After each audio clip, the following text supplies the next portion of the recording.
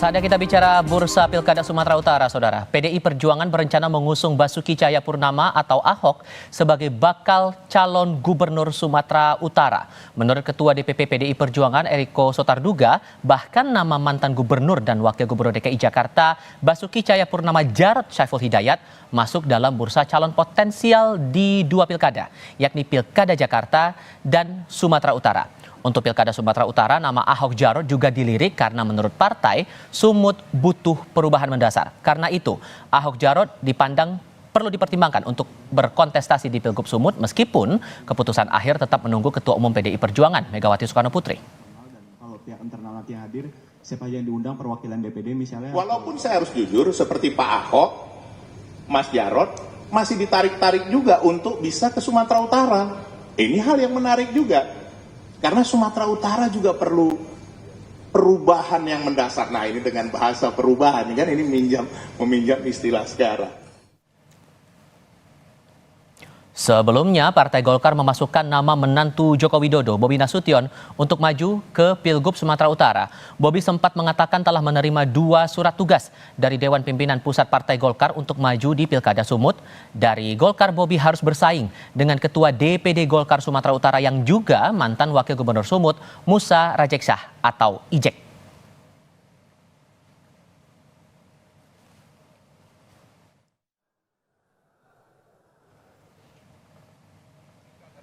Pada agenda berbeda, Beni Sinomba Siregar, paman wali kota Medan Bobi Nasution, juga berniat maju pada Pilkada Medan 2024 dan telah mengambil formulir dari PDI Perjuangan. Beni saat ini menjabat sebagai Kepala Dinas Kebudayaan dan Pendidikan Kota Medan. Selain Beni, Hasanul Jihadi, tim ahli Bobi juga sudah mendaftar ke sejumlah partai politik untuk maju dalam pemilihan wali kota Binjai.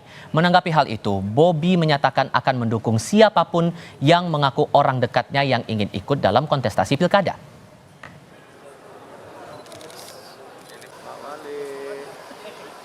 Ya itu pilihan lah ya, pilihan masyarakat. Saya lagi nggak ada KTP Binjai. Ya, tapi kan Bapak selaku Pak Jiji selaku penasihat RKBN pokoknya semuanya saya sampaikan ya, semuanya baik. Yang merasa ada tadi ini timnya saya atau bukan timnya saya, semuanya mau maju kabupaten kota yang ada di Sumatera Utara, bahkan di Medan sekalipun mau maju ke gubernur, saya dukung semuanya. Bicara soal peta persaingan pemilihan kepala daerah Sumatera Utara, apakah mantan Gubernur DKI Basuki Cahayapurnama alias Ahok dan Wali Kota Medan yang juga menantu Jokowi Bobi Nasution akan bertarung di Pilgub Sumut? Kita diskusikan bersama dengan para narasumber. Bergabung saat ini politisi PDI Perjuangan Jarod Saiful Hidayat dan Direktur Eksekutif Indikator Politik Indonesia Burhanuddin Muhtadi. Selamat sore semuanya, apa kabar? Sore. Selamat sore. Terima kasih seluruhnya sudah hadir dalam diskusi kami. Jadi udah fix nih Pak Jarod, nama Pak Ahok bakal diusung akan dibawa ke Pilgub Sumatera Utara. Kalau udah fix, pertimbangannya apa? Kok sudah fix? Kan masih sangat panjang prosesnya.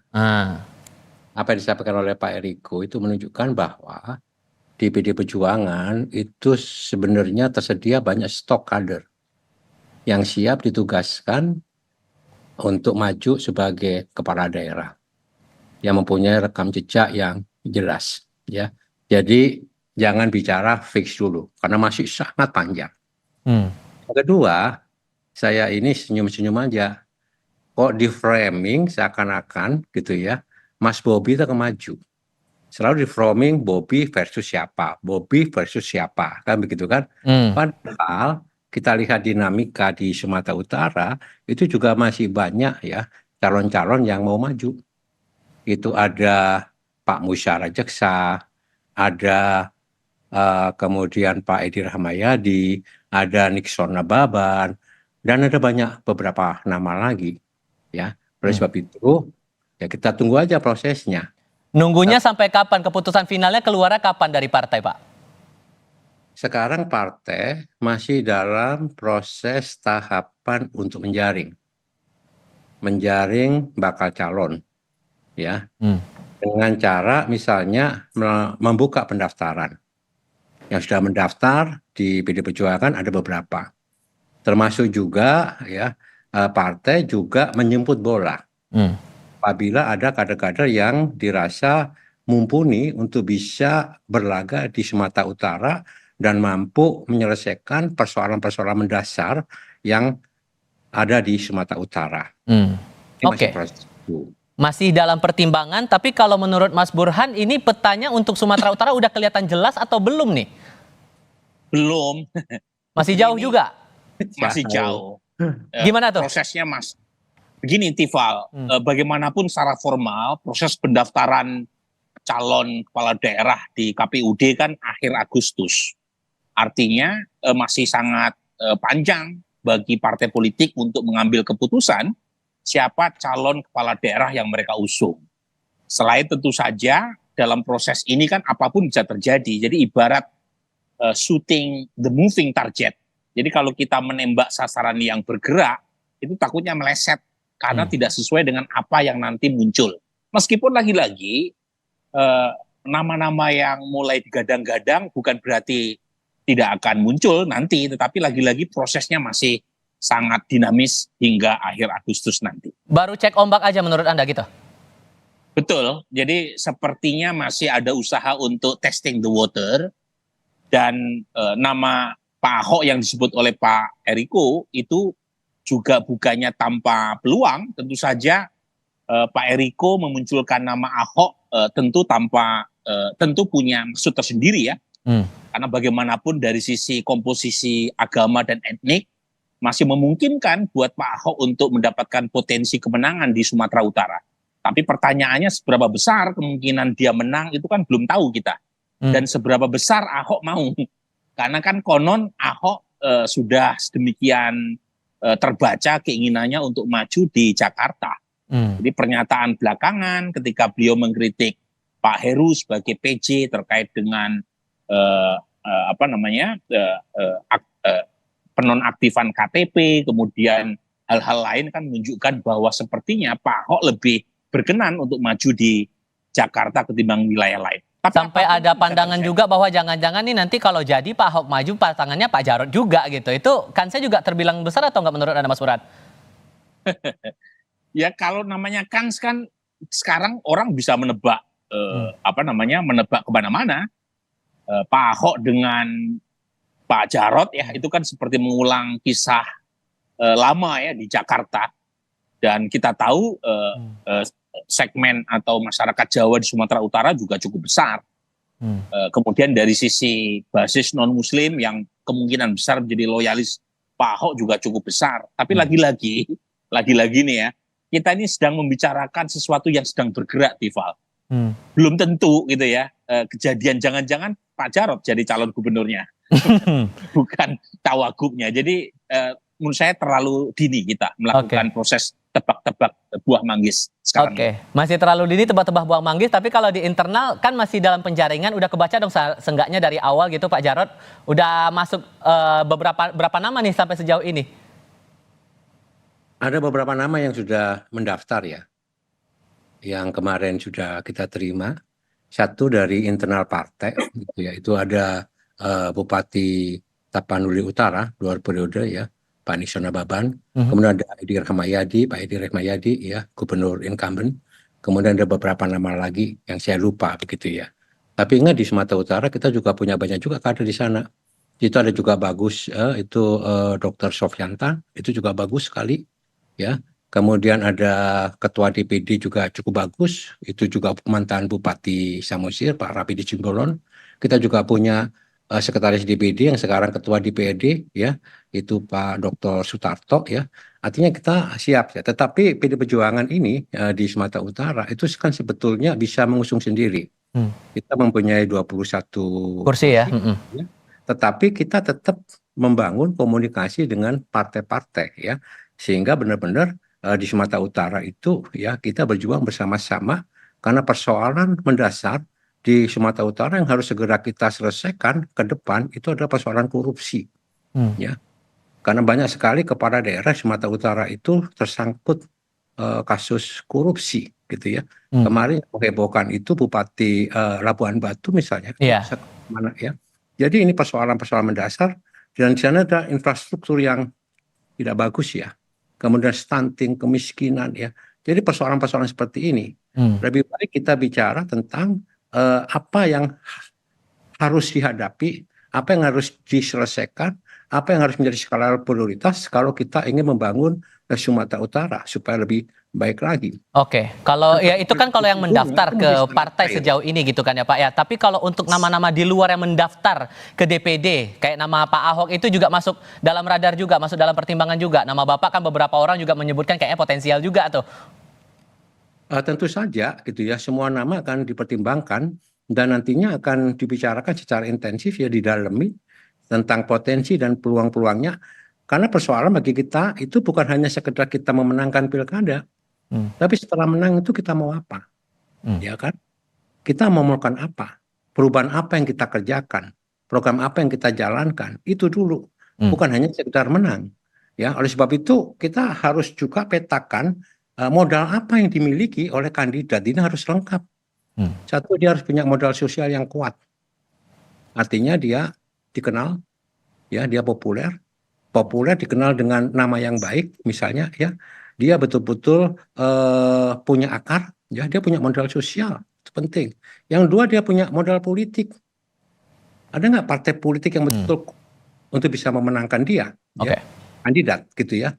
Dan ketiga tentu saja modal finansial. Nah, ini juga akan dibahas, semua akan dikerucutkan dan khusus untuk ya calon kepala daerah ini akan ada forum khusus. Karena kita akan membahas 38 ya, maaf 37 ya, calon gubernur, wakil gubernur, dan ini nanti akan menjadi ranah dari hak prerogatif ketua umum. Oke, semua masih akan sangat strategis. Pertimbangannya kembali ke keputusan dari ketua umum. Tapi kalau Anda melihatnya Mas Burhan, PDIP masih memantau, mencari radar, membuka kesempatan siapapun untuk mendaftar. Ini masih kalah cepat nggak kalau kita compare dengan wilayah Jawa Timur begitu yang sudah ada nama yang kuat di sana? Sebenarnya kan pernyataan Pak Said Abdullah ya dari PD Perjuangan terkait dengan calon gubernur di Jawa Timur itu kan pernyataan yang masih tanda koma karena kata putusnya ada di tangan Ibu Mega sebagai ketua umum yang punya hak prerogatif untuk menentukan calon gubernur dari PD Perjuangan. Dan untuk konteks Jawa Timur itu memang beda dengan Sumatera Utara. Di Jawa Timur itu gubernur incumbent Hovifah per hari ini itu surveinya cukup tinggi. Ya, 40% lebih rata-ratanya. Sangat dominan. Ini beda dengan Sumatera Utara. Jadi di Sumatera Utara ini masih banyak nama-nama yang bisa menciptakan kejutan. Jadi selain PD Perjuangan yang bisa mencalonkan sendiri tanpa harus koalisi, Golkar juga bisa. Karena Golkar mengalami kenaikan cukup tajam ya. Termasuk bisa menantang Bobi nantinya ya? Betul. Jadi Golkar juga punya kesempatan untuk bisa mencalonkan tanpa harus berkoalisi dengan partai lain. Dan Golkar punya figur wakil gubernur sekarang yaitu Pak Musa Rajeksah ya. Jadi lagi-lagi petanya tidak seterang di Jawa Timur sehingga partai-partai termasuk PD Perjuangan saya kira akan mengambil langkah yang lebih berhati-hati dalam memutuskan beberapa provinsi yang kunci seperti Sumatera Utara. Sehingga nanti yang akan jadi pertimbangan kalau Anda membacanya, melihat karakteristik dari para pemilih di wilayah Sumatera Utara nanti, hal apa yang bakal dipertimbangkan partai ke depan? Tentu yang pertama adalah faktor elektabilitas ya. Jadi peluang seberapa besar calon yang diusung oleh partai punya potensi untuk menang. Nah ini bagaimanapun sesuai dengan hukum besi partai politik karena mereka pengen ikut rombongan pemenang ya. Semacam bandwagon effect. Yang kedua tentu berkaitan dengan apakah calon yang diusung itu berasal dari kader partai bersangkutan atau tidak. Karena kalau mengusung calon yang potensial menang tetapi kontribusi elektoral buat partai pendukung atau pengusung relatif kecil, tentu partai akan berhitung banyak. Dan terakhir khusus buat PD Perjuangan, ya di Sumatera Utara ada figur Bobi Nasution yang kita tahu bagian dari residu pilpres katakanlah seperti itu dan apalagi PD Perjuangan Sumatera Utara ya, itu kan betul-betul sakit hati ya kalau kita baca dari media sama Mas Bobi dan sangat mungkin ya PD Perjuangan akan mencari calon yang potensial bisa mengalahkan Bobi Nasution. Itulah yang kemudian sedang dipantau juga oleh PDIP Pak Jarod mengantisipasi Jokowi efek ini untuk di Pilkada Sumatera Utara. semuanya kita pantau gitu ya. Semuanya punya potensi, semuanya punya peluang begitu ya. Tapi yang kita perlu waspadai, perlu kita cermati bersama adalah jangan sampai ya unsur nepotisme dan abuse of power, cawe-cawe dari presiden ini menjalar ke pemilihan kepala daerah. Ini contoh yang tidak bagus. Kita berharap betul-betul kepala daerah, pemilihan kepala daerah pilkada itu berjalan dengan jujur, dengan adil. Oke. Ini yang perlu kita antisipasi. Semuanya perlu kita antisipasi. Jadi kita mengantisipasi bukan hanya si A atau si B, ya. Tentang di Sumatera Utara ini petanya masih sangat cair, sangat dinamis. Siapa yang akan bakal maju? Misalnya ya Partai Golkar itu punya ketua DPD, misalnya Pak Musa Rajeksyah. Ya. Ya, itu juga punya potensi untuk maju. Bobi juga dapat ya silahkan saja. Nanti kita bisa melihat karena ini masih betul-betul sangat cair. Tetapi yang jelas komunikasi antar partai politik tetap kita bangun. Bukan hanya untuk kepentingan elit, tapi lebih daripada itu untuk kepentingan masyarakat ya. Rakyat Sumatera Utara. Untuk bisa memecahkan berbagai macam persoalan mendasar di Sumatera Utara. Oke. Singkat saja Mas Burhan, terakhir untuk Anda, apakah kemudian hanya sebatas pada tokoh saja yang menjadi bagian Jokowi efek untuk Pilkada Sumut atau ada hal lain juga sebetulnya yang mungkin perlu dibaca lebih dalam lagi nanti? Sebenarnya kita perlu ya untuk mendesakkan agenda di luar dari isu horse race atau pacuan kuda elektabilitas calon kepala daerah. Jadi tadi yang disebut oleh Mas Jarod penting. Jadi bagaimana partai dan calon kepala daerah itu mengadres isu-isu yang dianggap penting oleh warga di setiap wilayah. Jadi jangan sampai persoalan yang diharapkan oleh publik untuk diselesaikan itu hilang, ditelan oleh isu popularitas dan elektabilitas tokoh. Jadi kita perlu tahu misalnya apa yang harus diselesaikan oleh calon pemimpin di Sumatera Utara, di Jawa Timur, di Jawa Barat, di Papua dan seterusnya. Dan itu yang agaknya kurang begitu kelihatan dalam pentas elektoral di tingkat nasional maupun di tingkat lokal. Kedekatan jadi program kira-kira itu saran saya. Jadi perlu mengangkat agenda lokal menjadi isu yang harus diselesaikan oleh para calon pemimpin di tingkat kepala daerah. Oke, Pak Jarod Saiful Hidayat, terima kasih. Mas Burhanuddin Muhtadi juga terima kasih sudah hadir dalam diskusi kami kali ini. Selamat sore semuanya.